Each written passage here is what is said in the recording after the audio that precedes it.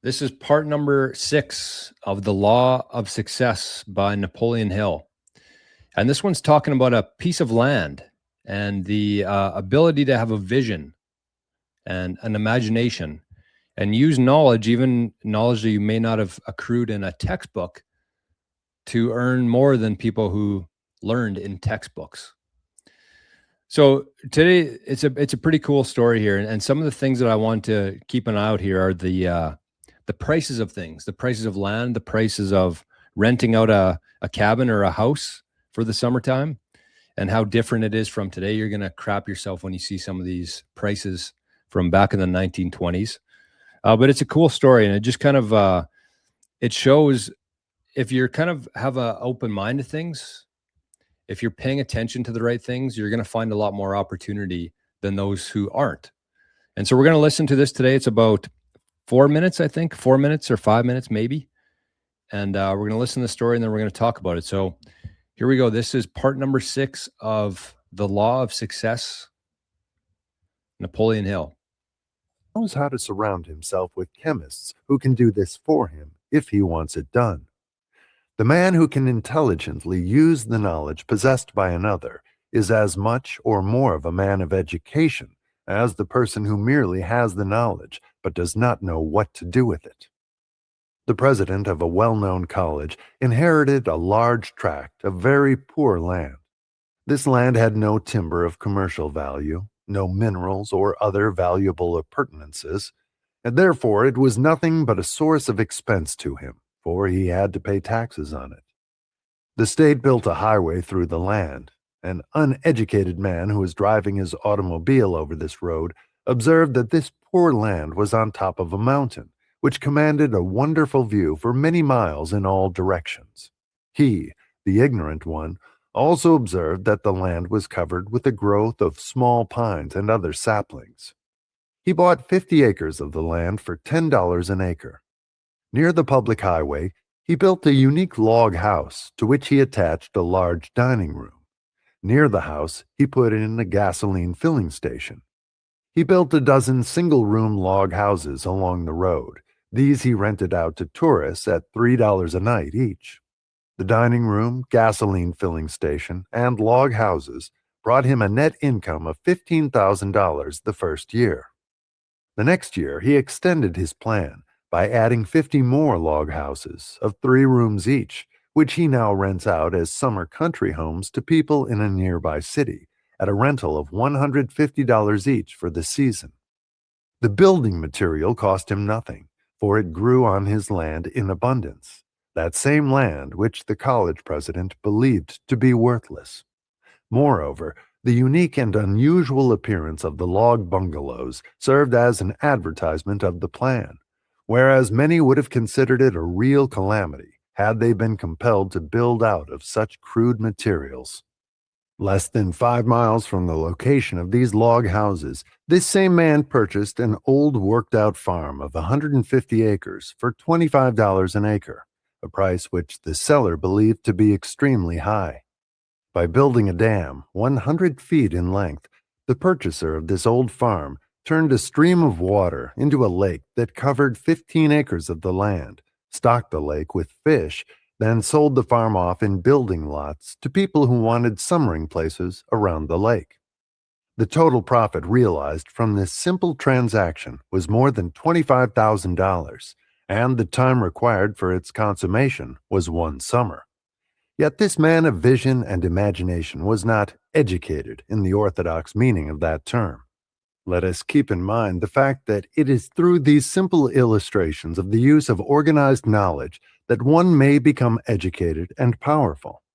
In speaking of the transaction here related, the college president who sold the 50 acres of worthless land for $500 said, "Just think of it. That man, whom most of us might call ignorant, mixed his ignorance with 50 acres of worthless land and made the combination yield more yearly than I earned from 5 years of application of so-called education." There is an opportunity, if not scores of them, in every state in America to make use of the idea here described.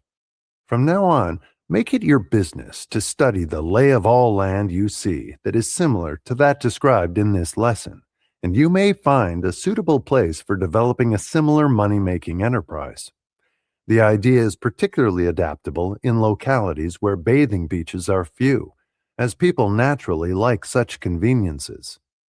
The automobile has caused a great system of public highways to be built throughout the United States. On practically every one of these highways, there is a suitable spot for a cabin city for tourists, which can be turned into a regular money-making mint by the man with the imagination and self-confidence to do it. There are opportunities to make money all around you. This course was designed to help you see these opportunities and to inform you how to make the most of them after you discover them.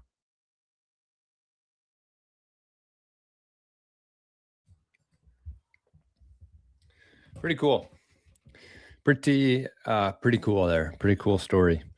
And there's a couple figures I want to go over again with because I think it's just so crazy how far we've fallen, I guess you'd say. I was going to say how far we've come, but how far we've fallen here in terms of just how much everything costs these days. So that was 50 acres for $10 per acre. So you imagine that, $500 for 50 acres. Again, this book here is from the 1920s. This was back when the world was on a sound money standard. All the money that they used was actually backed by gold, backed by hard money. And this is the difference now. What could you buy with $500 today? But we've been living in a world of, for 100 years of artificial, of illusion, of just complete fake nonsense. And he charged for that cabin that he had $3 per night. $3. You can't even buy a bag of chips now for $3. So you could rent out his nice cabin there for $3 a night. And then he got 150 acres. No, sorry. Then he got some, he built 50 more of them. And he charged $150, not per night, for the season. So these were the one bedroom. The one bedroom cabins were $3 a night, and the 3-bedroom cabins were $150 to rent for the whole season. You couldn't even find a cabin to rent today for $150 per night. And then he got 150 acres and spent, I believe that was old farmland, spent $25 an acre on that, and basically built a lake and divided it up into properties and converted that into a pretty big profit there. So the moral there was that one uneducated man, in the sense that society would view him anyways, yielded, I think it said 5 years worth of an educated man's salary. I forget what the exact amounts were, something like that though. So a professor, I think it was at college, this guy yielded 5 years worth of that of income of an educated man's salary. So he took 1 year, he made more money in 1 year than an educated man got paid in 5 years, just by seeing opportunity. And that's there was a quote in there. It said, from now on, make it your business to study the lay of all land you see that is similar to the described. So I would say that this is a pretty important lesson, because the main key here for me was that it really pays to pay attention. It pays to be tuned into the right frequency. And that's kind of my goal with this channel, the Underrated channel, and these videos that we're doing every day on the streams here, is to get tuned into that frequency. Because as you were listening to that, I'm sure everybody here thought of a piece of land that they're familiar with. Maybe even you came up with an idea of what you could do with that, or potential, or something like that, an opportunity that may exist out there. But this kind of stuff would never happen. This would never happen. And I've actually lived this. I've experienced this year, or sometime in the last 6 months, where when you're listening to things like the news, or the latest, the latest whatever that's going on in the world, or sports radio, or even music, you don't get these same kind of ideas that pop into your head when you're tuned into those frequencies. This would never happen tuned into the news, sports radio, talk radio, or music even. And it was funny because I think it was Brian Tracy a couple months ago when we listened to the 1,000% income formula. He basically called music chewing gum. And I didn't really understand what that meant, but I feel like I do now, because when you're listening to the news, when you're listening to sports radio or music or anything else, you're unable to, you're kind of blocked from accepting new ideas and creativity and all these kind of things. Whereas when you're listening to things like Napoleon Hill or the Underrated channel, that's kind of the point of this, is that you could put it on for 15 or 20 minutes every day when you're doing your thinking. For me, that's in the shower, but some people might be out for a walk. It might be at the gym. It might be driving to work. But when you're listening to these other things, you're blocked. You're on a different frequency. You're on a different sort of frequency there.